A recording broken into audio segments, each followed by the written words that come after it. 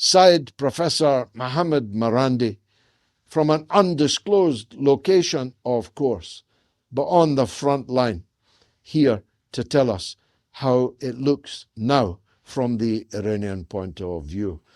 Professor, thanks for joining us. I won't waste time with pleasantries except to say how happy we all are to see you alive and well, and we ask God to protect you in the days, weeks, and maybe months to come. I described yesterday as a day of infamy. I evaluated that it is not going well for the criminal regimes in Tel Aviv and Washington. What would you like to say to both those points? You're absolutely correct, George. It is absolutely disgusting to see that the entire Western camp is supporting aggression. But this isn't new. When the first time round, the Israeli regime and the United States conspired to attack Iran 8-9 months ago, the entire Western camp supported them back then as well. And in fact, the German chancellor said that the Israelis do their dirty work for them. And now the German chancellor says that Iran does not have a legitimate government. So this is the sort of behavior you get from the West. They murder Iranians, they slaughter Iranians. Today, 2 hospitals were struck, one in the city of Ahvaz and one in Tehran, the Gandhi hospital, which is somewhat ironic, taking into account the position that the Indian government has taken with regards to the Israeli regime.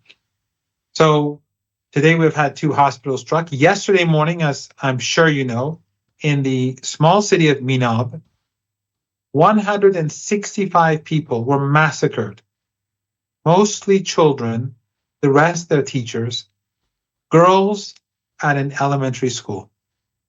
So 165 elementary school girls were massacred, along with a few of their teachers. And yet there is nothing in the Western media about this and the condemnation of the regime in Washington or the regime in Tel Aviv. Yesterday, we also had a bombing of a gymnasium. And there we had a large number of girls who were playing volleyball, who were also massacred. Apparently, the Epstein regimes, which rape and murder girls, bomb them too when it comes to Iran.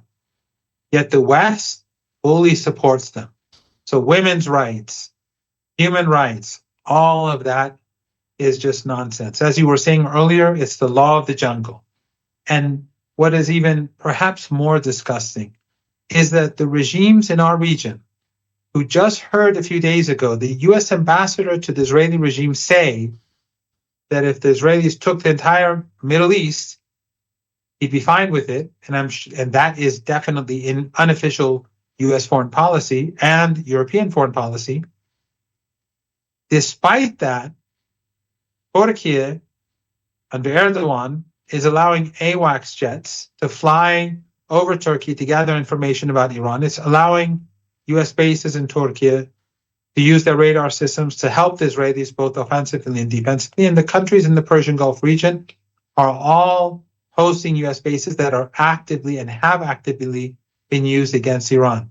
So these regimes, which are more threatened by the Israelis than the Iranians, they are directing their antagonism towards Iran in support of the Israeli regime and Trump. This is the region that we live in. This is the world that we live in. It's ironic in more ways than one, because Mr. Gandhi famously said, when asked by an American journalist what he thought of Western civilization, he paused and then replied, "Yes, I think that's a very good idea." And it's, of course, par for the course. Israel was bombing hospitals in Gaza virtually every day for more than 2 years and killing children in huge numbers, in thousands, maybe tens of thousands of children.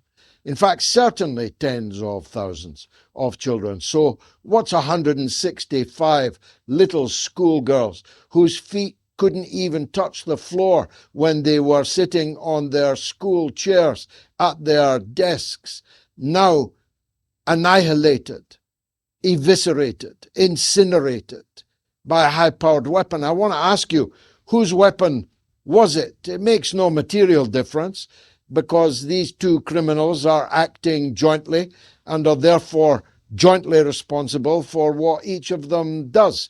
But I hear a story that these little girls were murdered by a cruise missile fired from the deck of the Abraham Lincoln. What's your take on that? These girls were most probably, from my understanding, murdered by the Americans. And of course, Western media says nothing about it. There's no condemnation.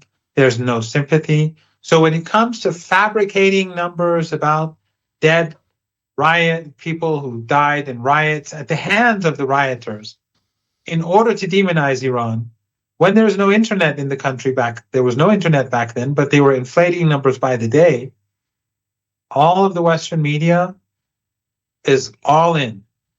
But when it comes to children, little kids that we can see, reporters were taken there. They witnessed, they saw their bodies. When it comes to that, they're completely indifferent. And that is because the entire Western media is captured by the Epstein Class. It is the oligarchs who own them. It doesn't matter if they're liberal or if they're conservative.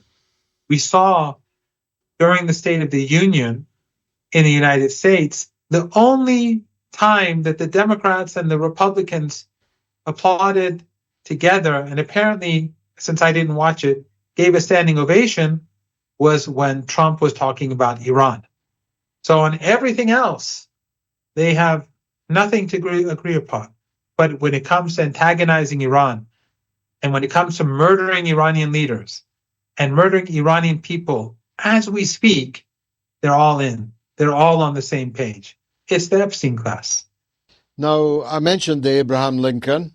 The Iranian side say they struck it with 4 ballistic missiles. The American side says the missiles didn't get anywhere near the aircraft carrier. This is a matter of some importance. Do you have any further and better particulars on that? I don't have any details about this particular case, but every time a drone or a missile is shot at by the American aircraft carrier or the accompanying ships, they spend literally 10 to 15 times more than the Iranians do, because the drone and missile are cheap and inexpensive for Iran, but for the Americans, it's extraordinarily expensive. So even if it doesn't hit, the taxpayers in the United States, their wallets do take a hit. But the Iranians, George, have been pretty impressive. Despite the murder of Ayatollah Khamenei, who was a man of culture, he was an expert in Persian literature, very well acquainted with Arabic literature, a fluent Azeri speaker. Khamenei is a city in the Azeri parts of Iran, and very knowledgeable about Azeri literature. He also spoke English. He was fluent in English, and he would read Western journals. He was an extraordinarily high religious authority, but he was also an intellectual. He was in jail 6 times under the Shah, if I remember correctly. And he went and fought the war that the West imposed and encouraged Saddam to invade Iran. He went and fought as a volunteer without training, because at the beginning of the war, the Iranian side was not prepared. So he was a war hero. He was a political prisoner. And he devised the Iranian defense capabilities in such an extraordinary way that after they murdered him, Iran, without having him as leader, has been hitting back at the Israeli regime hour after hour after hour for a day and a half now. And they've been targeting Americans and their assets in the Persian Gulf since yesterday. So in the 12-day war, it was only the Israeli regime. In this war, you have the real power behind the Zionist regime, the United States, alongside the Zionist regime. They murdered the Iranian leader along with his child, his son-in-law, and one of his grandchildren, and of course many other people.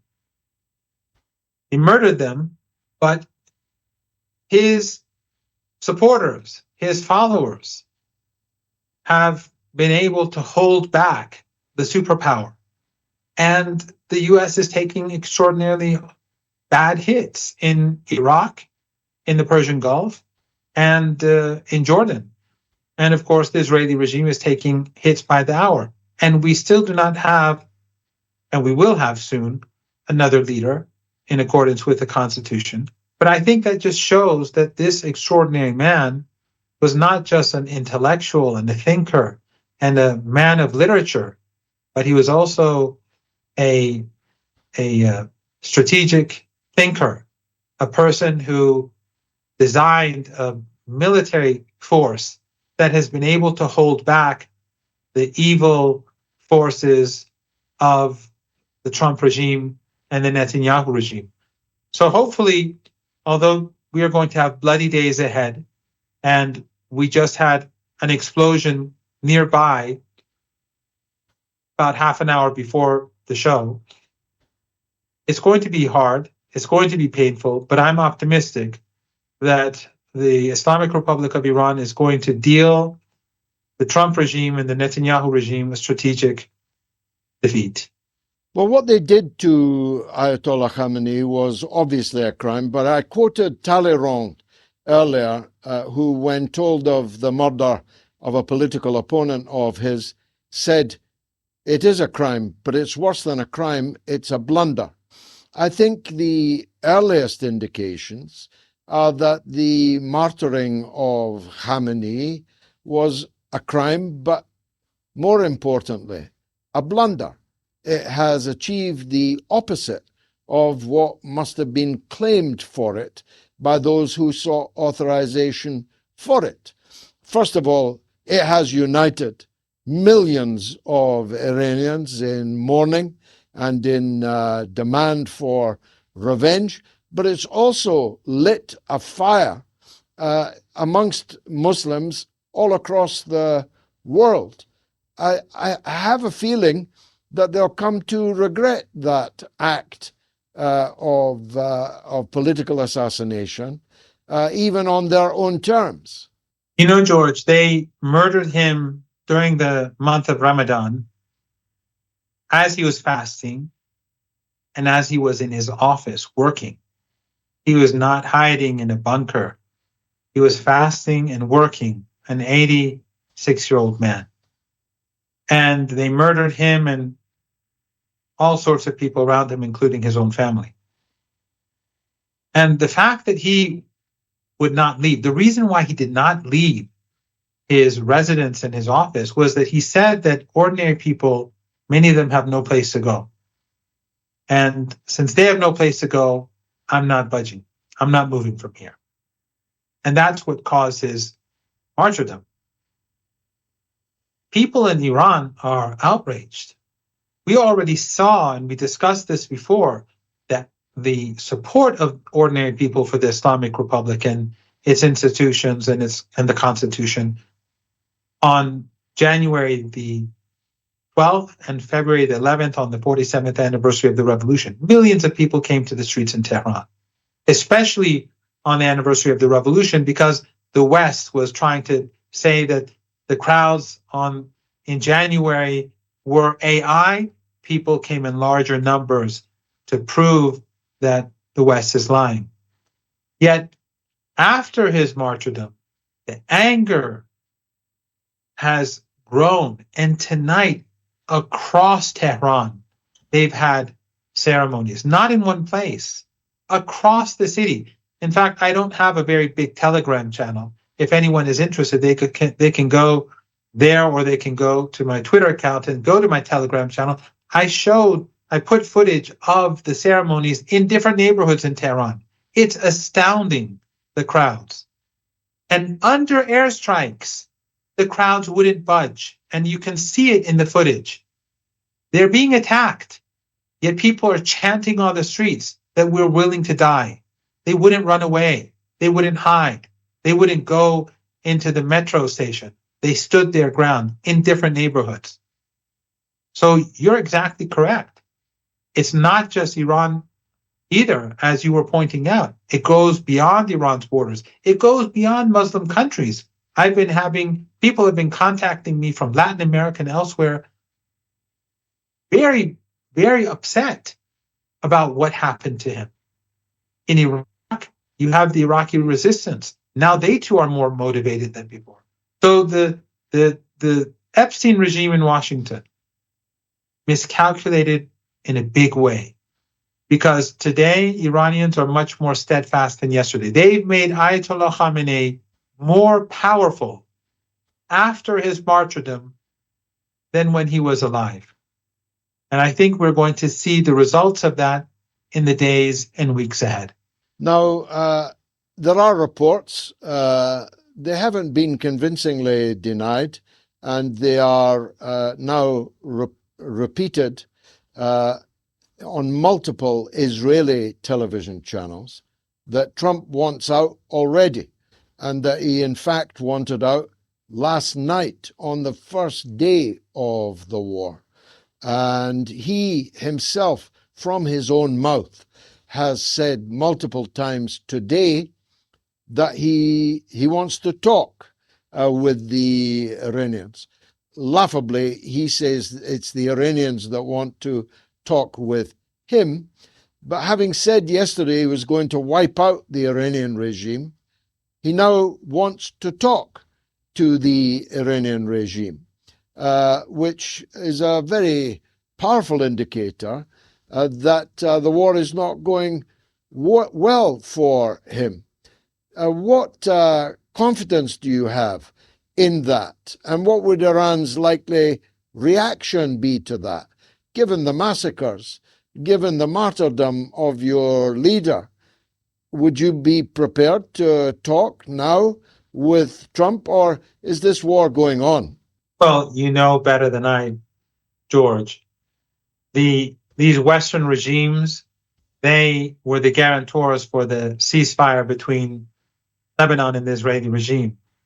Every day the Israelis are bombing Lebanon and murdering Lebanese citizens. Trump himself was behind the fake ceasefire in Gaza and dragged all sorts of world leaders to Egypt for a monkey show. And they all went there and whitewashed his crimes. Every day, multiple Palestinians are being murdered in Gaza as we speak. And the West looks away, and the media looks away, the Western media, the Epstein media. In the case of Iran, twice already, in less than a year, we were negotiating, and as we were negotiating, they conspired to attack our country. So how can anyone in Iran trust Trump? Today, tomorrow, next year, at any time. We cannot trust the United States, let alone Trump. No one in the United States is talking about Trump's deception. No one is talking of, in fact, if you look at Western media, George, you'd think Iran started the war. You would think Iran is carrying out atrocities. You think it was the Iranians who killed 165 little girls in their elementary school somewhere in occupied Palestine. The Iranians are presented or described as some sort of aggressor. So there's really no way that the Iranians can trust Trump or the United States. And there's no doubt that it is not the Iranians who are seeking to speak to Trump. It is Trump who wants to talk But it's not going to end so easily. The Iranians are going to make sure that the United States and the Israeli regime suffer a strategic defeat. It is going to be bloody. It is going to be painful. But the Iranians have to make sure that this does not happen again. When the United States is forced to back down, ultimately, it may not look like a victory, because in war, you know as well as I, war is a defeat for everyone. But when the Americans back down and they're forced to leave, returning is not an option. It will not happen again. So Iranians are adamant that they teach the Americans a lesson. It will come at a big price. It's not a price that I want to see paid, but there's no other option. So Iran is going to continue to hammer the Israeli regime with missiles. It's going to hammer US bases in northern Iraq and in the Persian Gulf. And those assets that are outside of the bases, but they're affiliated to the regime in Washington, Iran is going to continue to do that. And the United States is not going to be able to say that we achieved a victory. So what Trump is saying already indicates that things are not going well. He thought that he would be able to murder Ayatollah Khamenei, a great figure, an extraordinary man, George. The greatest person I have seen in my lifetime. He thought that by murdering him, that he could end this, like in Venezuela. But the exact opposite has happened. And if anyone who was sane in the United States, if there are any sane people in Washington, if they had spoken to you before the attack, or me, or many other people that you and I know, they would have told them, they would have told the White House that this will not work, that this will not end well for you. It was clear as day to us. But they have this Orientalist view of Iran, this narrative of Iran, that Iran is unpopular, that it's despised, that it's falling apart, that it's collapsing. Of course, paradoxically, at the same time, they're saying it's a rising menace, it's a menace to the world. On the one hand, it's a menace to the world. On the other hand, it's about to collapse. But they, based on that assessment, they carried out the 12-day war and failed. They should have understood that this is not going to work. But that narrative is not, they're not capable of changing it. Seeing reality does not change that narrative. So they're going to do it again and again. And the only way to end this really is to impose a strategic defeat on the United States. Now, how would that look? I really don't know. But I think that this war is going to last more than a couple more days. It's going to last a while. I don't know if it's going to last a week, 2 weeks, 3 weeks, a month. Hopefully it will not last too long. But I'm convinced that the Iranians are going to punish Trump and the Netanyahu regime. Let me turn finally, though it's a big one, just about the only thing that I have ever disagreed with you about is this fatwa against nuclear weapons. As I understand it, this was a fatwa of the late Ayatollah Khomeini. It was reiterated by Ayatollah Khamenei. Now, there's shortly to be a new supreme leader. To what extent is that post facto still the prevailing religious decision of Iran? Isn't there a likelihood or a case for the new power in Tehran to re-examine this question? Because as a caller from Nigeria just pointed out, just a couple of minutes before you came on, there's no prospect of North Korea being invaded or bombed. There will be no Abraham Lincoln off the coast of North Korea. There will be no invasion or attempt to regime change North Korea, precisely because they have nuclear weapons. In other words, is there any possibility that this fatwa will be null and void, because of the entirely changed circumstances after this sneak attack by Trump and Netanyahu?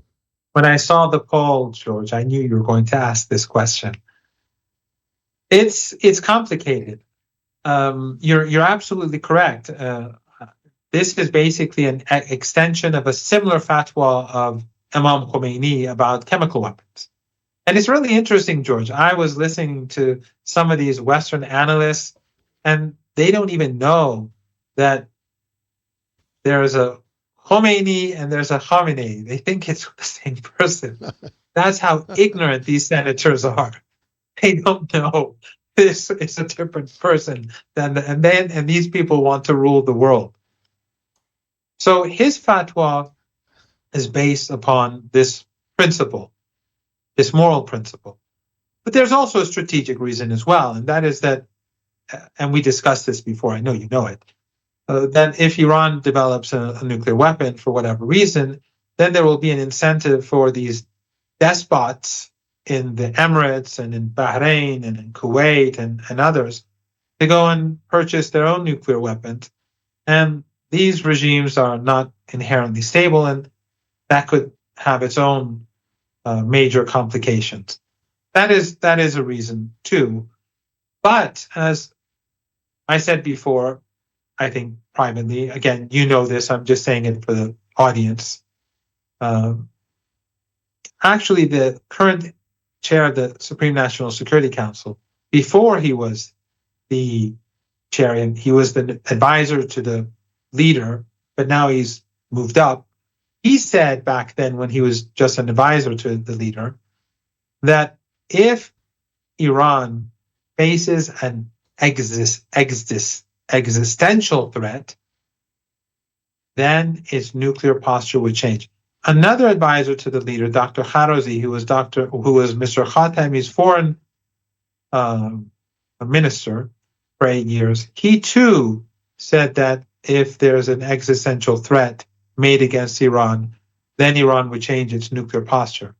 Now, the interpretation of that is, I think, pretty clear, but what constitutes an existential threat, that's open to debate. But one final point, and that is that it's interesting that Trump himself has pushed Iran to advance its nuclear technology, because under the nuclear deal in 2015, Iran was restricted in developing its nuclear program. And after Trump tore up the deal, the Iranians went back and began, within the framework of international law and under the supervision of the International Atomic Energy Agency, they began to expand their program, both technologically, but also the infrastructure as well.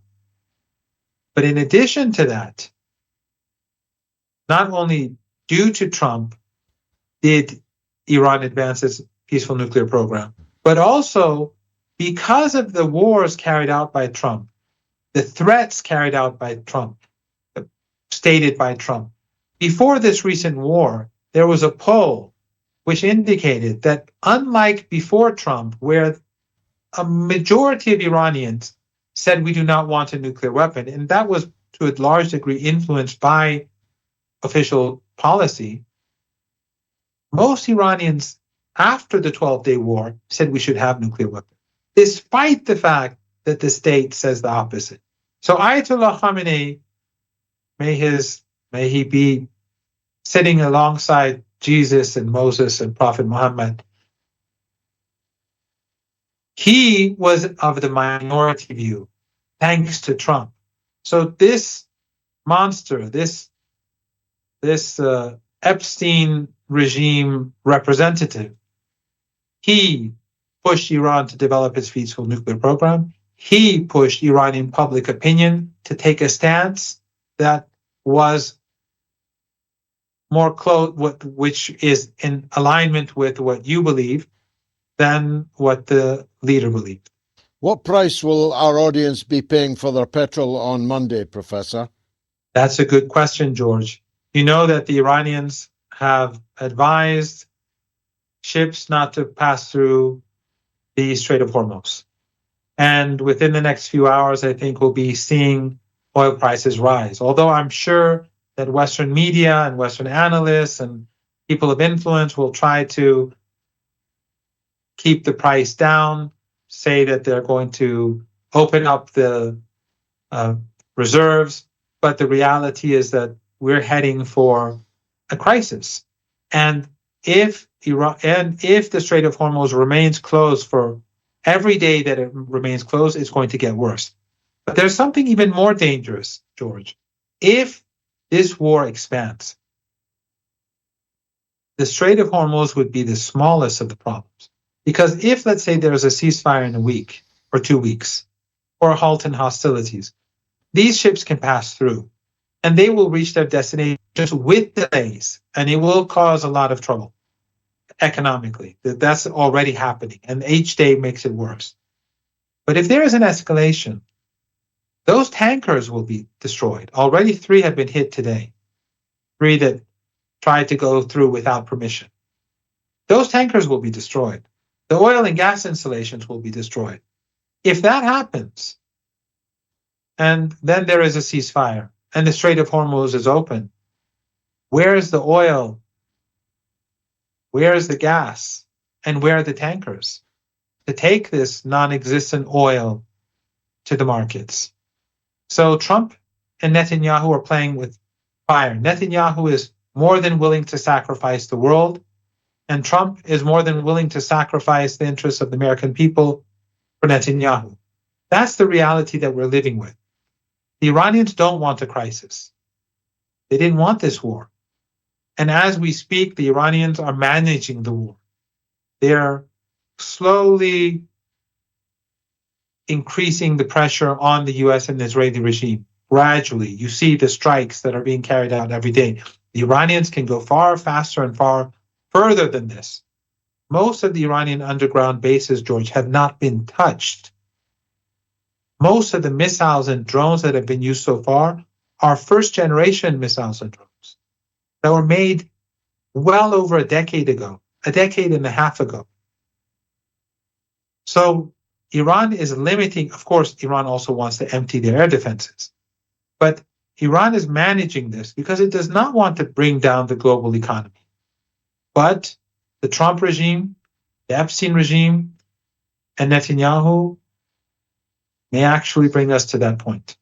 Professor, please accept our condolences upon the death of Iran's leader and his family and his colleagues who were murdered with him. Please accept our sincere condolences to all the innocent civilian people who have perished as a result of this savage attack by the so-called civilized West. And perhaps I speak for everyone, and not just the viewers of this show, when I express my hope and prayer, actually, that you personally remain safe and still able to talk to us on the regular basis. I'm sure we'll be talking again, God willing, soon.